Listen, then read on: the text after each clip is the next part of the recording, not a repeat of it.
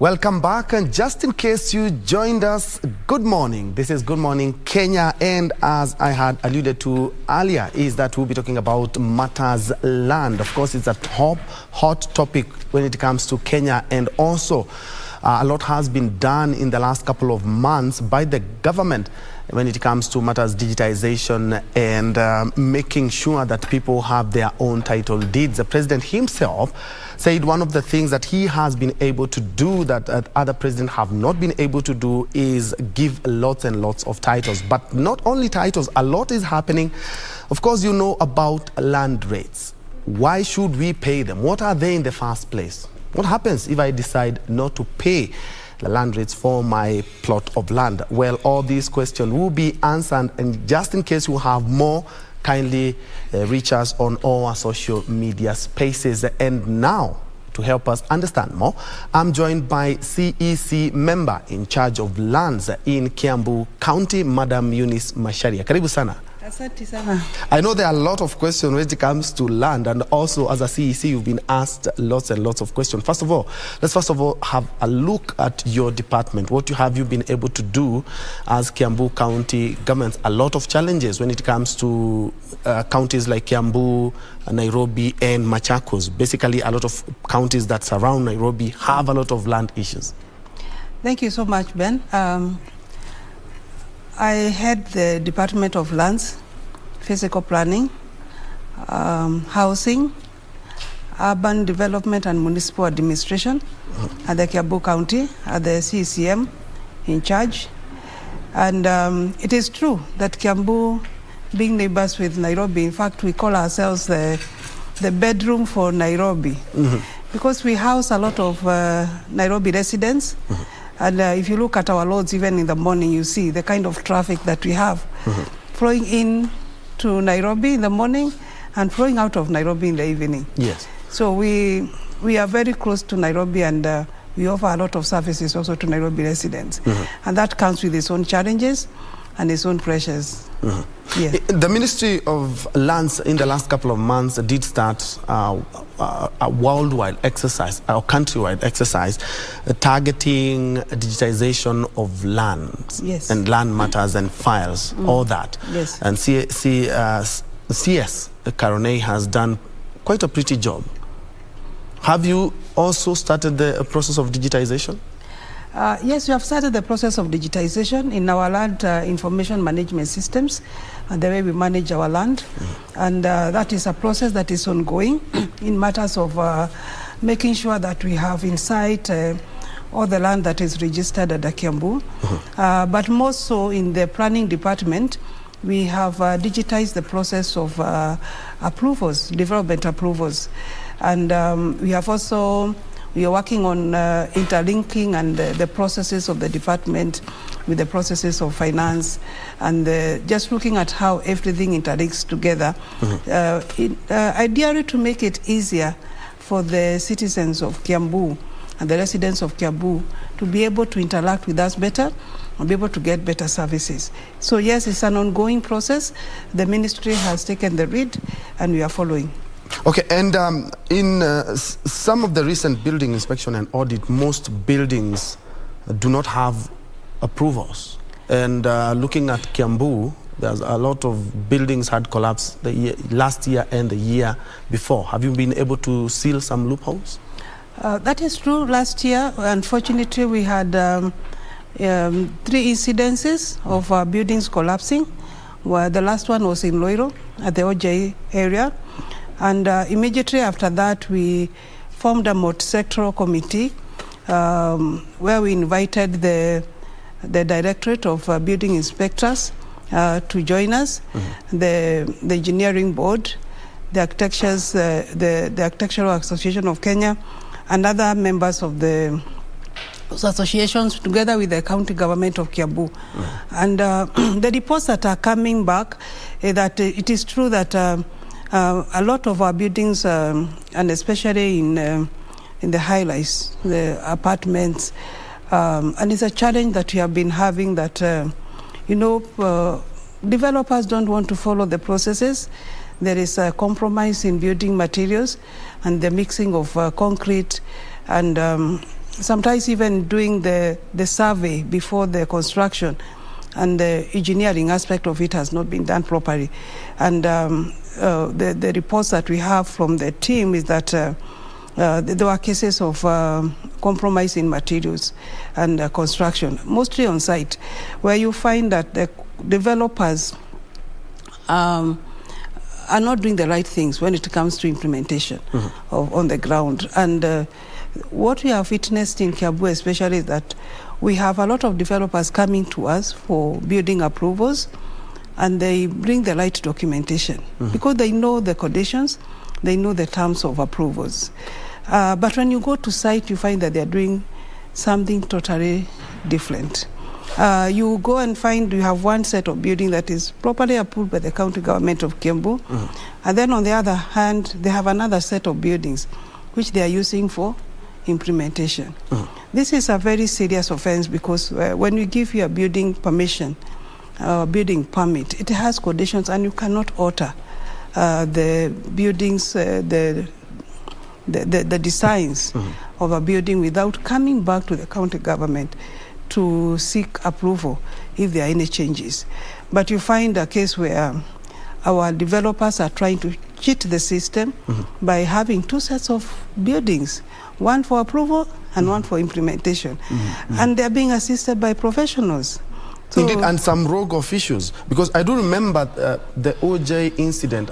Coincidentally, I was the one who was sent to cover that. Right. Do you believe the laws that govern and the penalties that whoever is arrested and charged for not using the approvals recommended, are they airtight enough? Because we have seen several buildings contravening.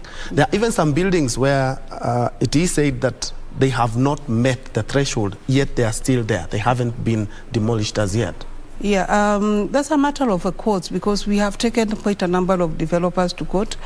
And, you know, sometimes the courts learn for a very long time before the decisions are made. And in the interim, you find the developers are still continuing to do the wrong thing.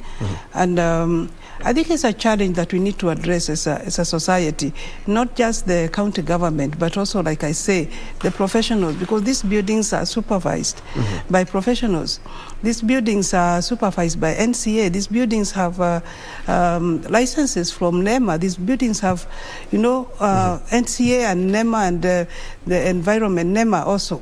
You see, it is not a one-person thing. It's a collective, and we need to team up together. And as Kiambu government, under the leadership of our governor, Mr. James Njue, we did invite all the professionals and all the multi-sector team to help us in inspection. I think that is going to go a long way in helping us to resolve some of those issues.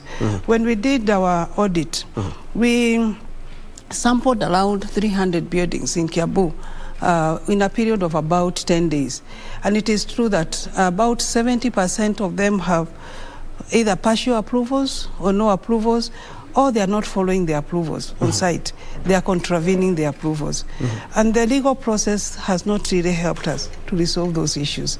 So we need also to look at the judiciary and the way they are helping us in arresting this situation. Indeed, I concur. We need a multi-sectoral approach on the same. Something else that a lot of Kenyans are waiting to hear exactly and to know what exactly there are: property rates or land rates. We see each and every year 100% waiver on your land rates. Yes. What exactly are land rates? As you know, the county governments receive funding from the central government, from Treasury. But we are also supposed to raise our own revenue from the counties. And if you look at the Finance Act, our Finance Act, you see there are quite a number of levies that the county government raises per year, and land rates is one of them. There are two kinds of land rates, land taxes. There's the land rent, which is levied by the Ministry of Lands, and there's land rates which are levied by the county government.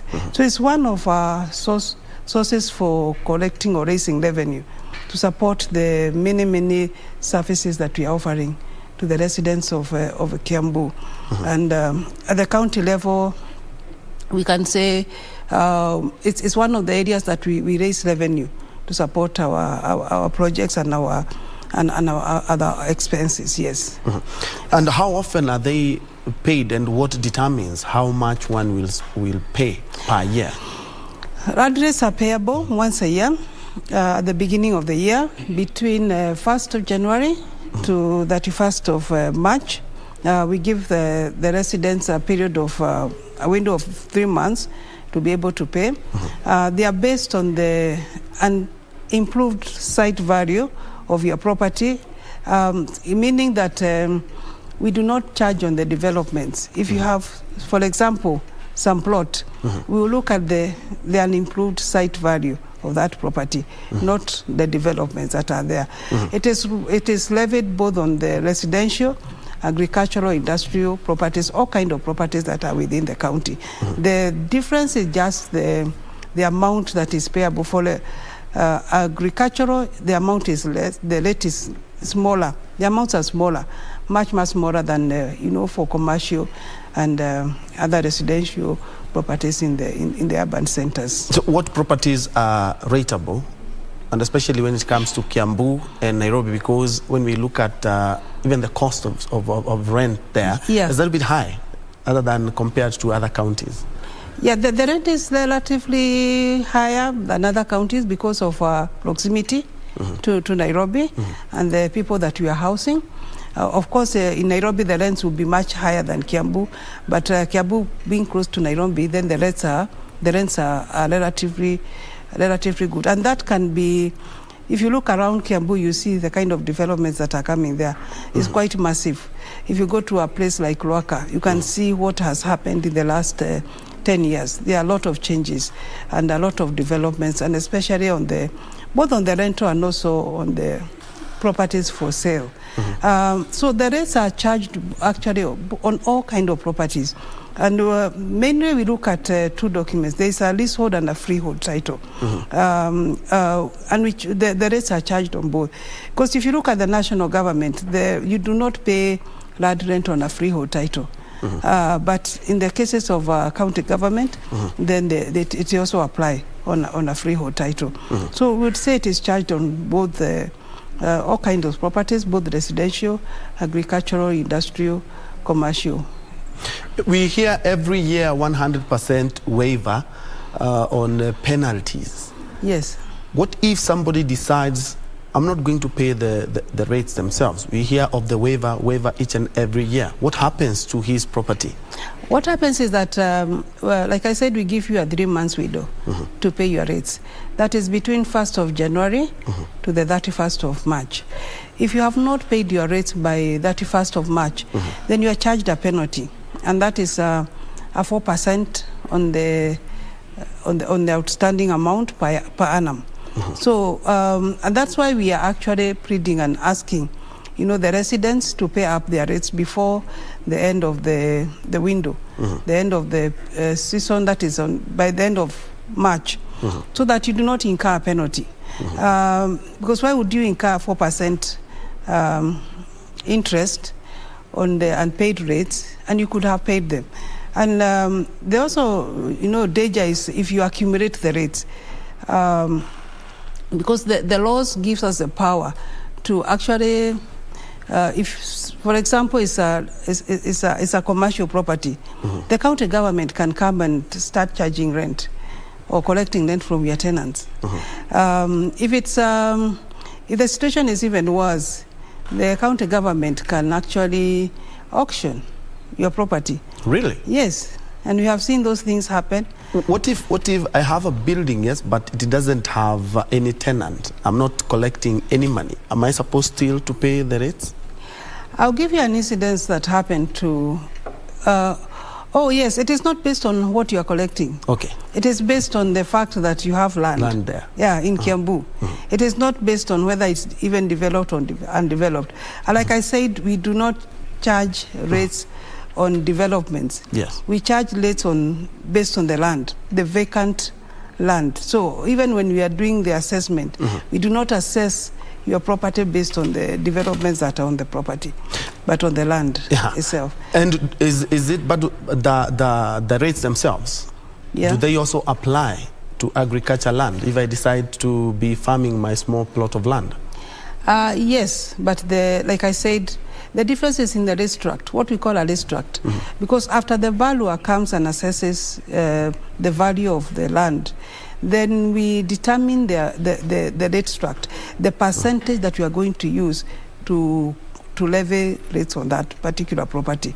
So it can be a 0.001%. Or a 0.01% or 0.02%, depending on the kind of property that you have. So for commercial properties, it will be higher than for residential, than for agricultural. The Ministry of Lands did start the digitization exercise. Do you believe, from what you've seen and also in other counties, have it been able to seal the loopholes that we've always experienced of people being conned land, people being conned plots? I would say it's a work in progress. I cannot say at this point they have it 100%, but I'll say it's a move in the right direction, and I believe we shall get there with time. I have been lucky to see other jurisdictions where they have been able to fully digitize their land records and their land processes, and it's something that is achievable with the right commitment, the right resourcing, and everything that they are putting in. So I believe the ministry is on the right track, and we should get there. Yes, I know, of course, there will be repercussions when I decide to perhaps develop without their approvals. Yes. To emphasize the severity of this, because as you said, more than 70% of the buildings, some have not completed their approvals. To emphasize the severity of it, what happens?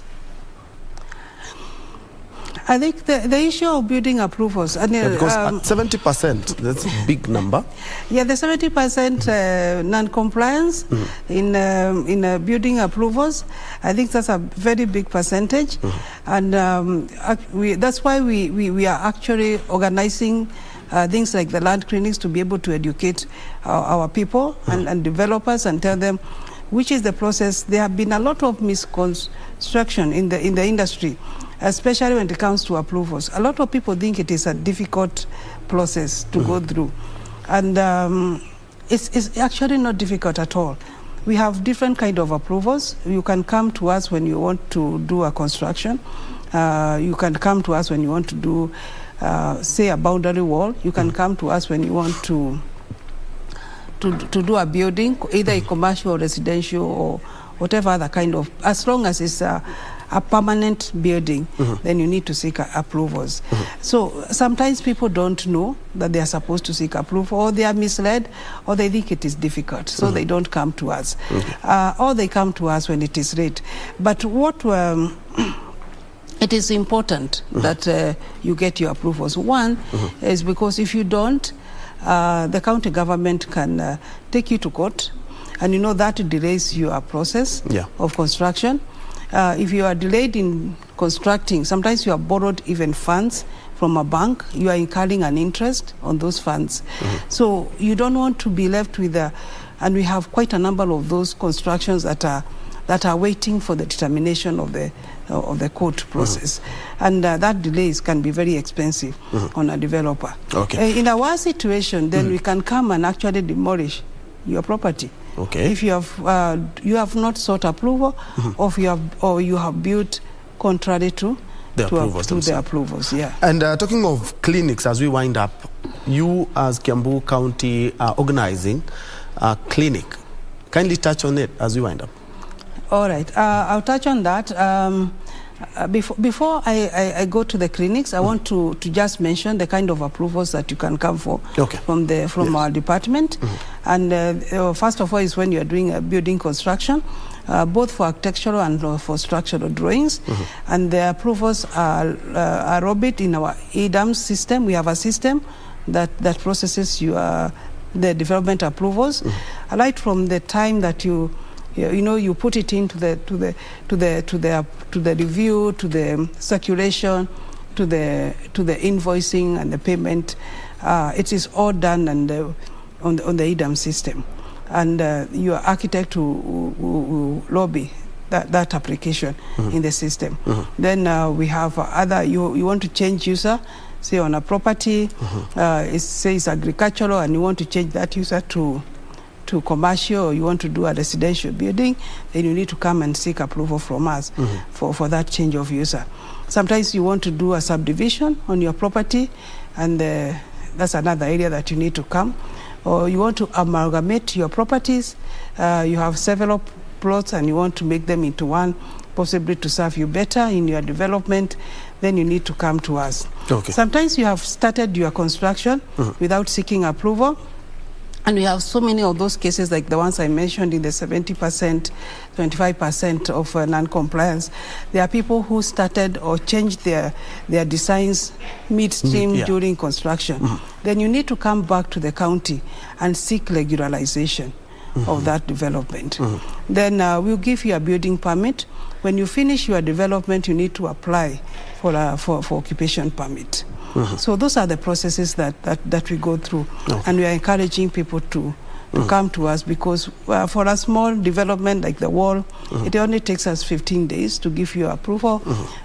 We also give approvals for billboards and outdoor advertising, and that only takes about 7 days. When it comes to complex buildings, multi-levels. Yeah, like the tenant one. Yeah. That takes about 30 days only. Okay, kindly, because of the interest of time, touch on what is the end game in your clinic, so and what should Kenyans expect? Yeah, so we have organized for lad clinics starting from next week on the 10th and the 11th, and then the following week on the 14th and the 15th of this March, of March, and we'll be running them across our sub-counties, starting with Thika, Juja, Roiro, and Kiambu.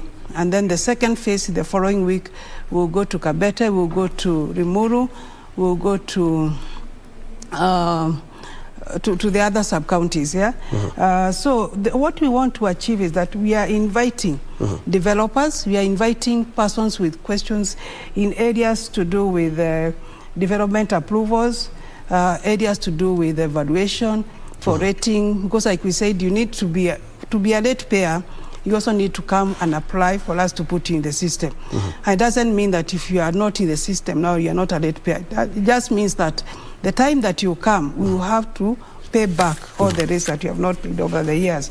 So we want to meet with our population and tell them what we do, explain our processes, explain what we do, so that we are able to help them. And when you come, for example, like a late payer, you want to be put in the system, we shall facilitate that from the application to invoicing to payment. If you have a small building that you are building, we shall explain the process of approval. If you have any challenge in any of the areas that we are offering services, we are inviting you. If you are a developer or if you are a property owner, you have a problem with rates, we are inviting all those people to come and interact with our officials. We are going to have our surveyors on site. We are going to have our land sub-county administrators on site. We are going to have our valuers there. We are going to have our planners there. We are going to have everybody that is involved in the processes in one place, so that we bring the service closer to the people. Again, it's from the 8th to the 10th. No, it's the 10th to 15th. To 15th. Yeah, so on 10th and 11th, we'll be covering Thika, Juja, Roiro, Kiambu, and on the 14th and the 15th, we'll cover Rimuru, Kikuyu, Kabete, and Kiamba. All right. So if you're a resident there and you have any question, whether you're a land developer or a private developer, then you have all your questions answered. Thank you so much. I've been hosting the CEC member in charge of lands when it comes to Kiambu County. They are talking about matters land, and especially when it comes to the land rates and also land approvals. Let's continue this conversation on our social media. In case you have any questions, just wire them, and of course we will be able to get answers from the CEC.